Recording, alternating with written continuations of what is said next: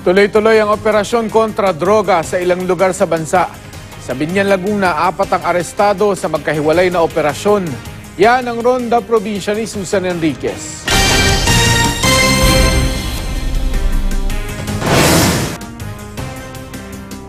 Hindi na nakapalagpas ang mga otoridad sina Tom Rivera at Lemuel Mantua na nahulihan ng hinihinalang shabu at marijuana sa bypass operation ng PIDEA at pulisya sa Binyan, Laguna.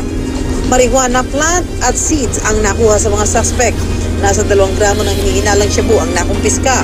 Walang pahayag ang mga naaresto. Sa iwalay na bypass operation, naaresto naman sina Ricky Saga at Christian Arsenas. Nakuha sa kanila ang nasa 10 pirasong hinihinalang shabu. Nakakulong na ang 2 na tumangking magbigay ng pahayag.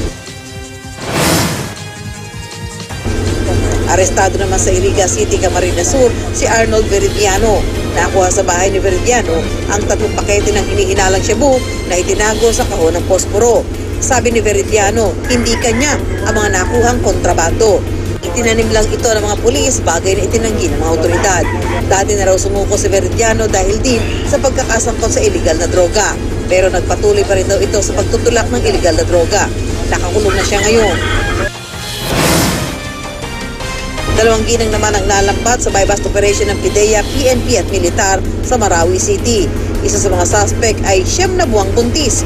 Nakuha sa kanila ang mahigit 1 kilo ng hinihinalang shabu na nasa 16 na milyong piso raw ang halaga. Sa tingin ng mga otoridad, courier lang ng droga ang 2 na aresto. Wala silang pahayag. Susan Enriquez, GMA News.